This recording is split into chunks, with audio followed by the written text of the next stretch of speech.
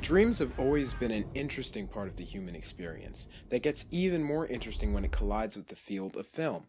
In this video, we will be comparing and contrasting a few works of cinema and discuss how they interpret and display the dream world on the silver screen.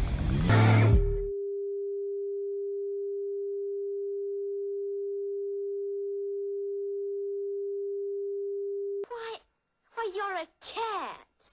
A Cheshire cat. All a mimsy. Oh, the border goes. Oh, wait! Don't go, please! There are abstract squares on the wall and a lack of symmetry. The consistent checkered floor pattern creates a sense of chaos. There is no size consistency throughout. There he is! I simply must get through! Sorry, you're much too big. Simply impassable. You mean impossible? No, impassable. Nothing's impossible. The doorknob says nothing is impossible, which really sums up this dream world she is in. Anything she needs, he just says the words and it shows up for her. Though he is the one conjuring it, it seems that he himself doesn't even know what the things will actually do.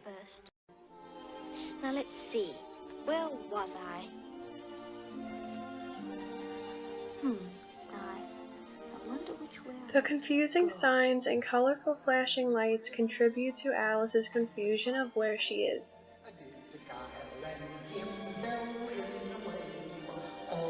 One moment, please. Ooh. Second chorus. I love how this plays with the idea of the fantastical. It emphasizes the concept that dreams don't have to be based in reality. The Cheshire Cat is a great example in that he can do the impossible. Here, he disappears, and when he steps around Alice, you can see that he leaves footprints on either side, like he's split in half just to walk around her. Most everyone's mad here. You may have noticed that I'm not all there myself. And the mora's out of breath. Goodness. If the people here are like that, I must try not to upset them. You take the blue pill. The story ends. You wake up in your bed and believe whatever you want to believe. You take the red pill. You stay in Wonderland. And I show you how deep the rabbit hole goes.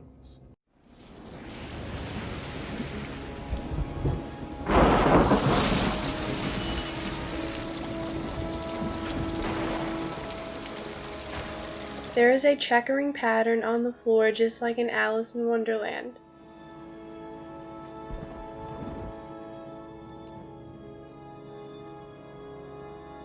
This is it?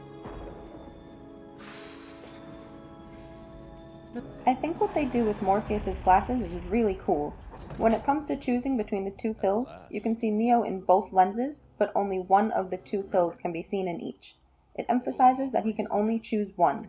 Each different fate is reflected in a different lens of the glasses, red in one, blue in the other. It goes along with the choices in the Alice in Wonderland clip with the Cheshire Cat, where she had dozens of signs pointing her in different directions, but none of them helped her choose. There doesn't seem to be a correct choice in either scenario. The Matrix is also able to pull its dreamlike quality through the green filter that pervades the entire movie. There's almost an emerald saturation or even an overcast that gives the Matrix itself this unreal dreamlike quality.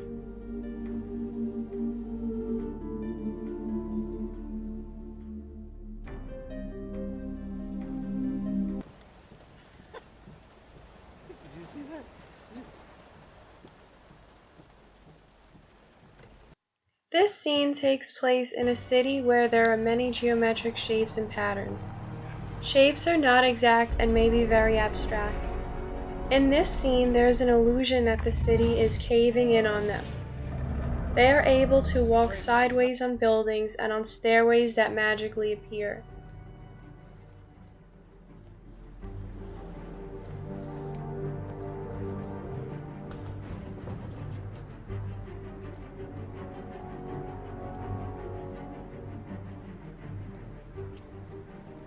This brings us back to the idea that nothing is impossible in dreams.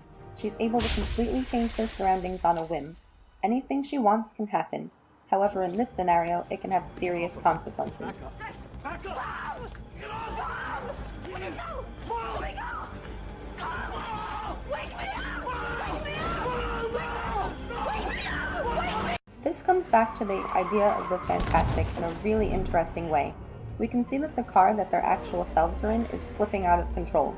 In the dream world, he's in what appears to be a regular hallway, and yet it is affected by what is happening to his body in the car.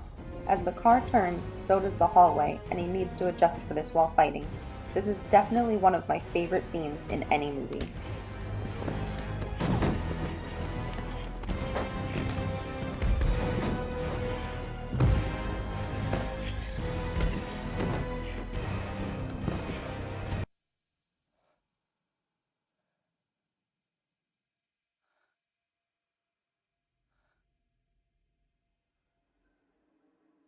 Unlike The Matrix or Alice in Wonderland that rely on colors to provide a sense of otherworldliness, this Harry Potter sequence uses the absence of color to show its unrealness. By bleaching the setting to white and having a silent environment, the viewer can't help but think that Harry is on some other plane or dreamlike state.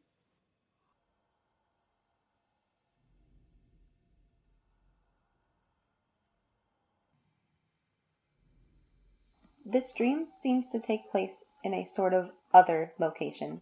There's no sound at all in the background, and nothing is really defined. Even Dumbledore seems surprised that Harry thinks he knows where they are.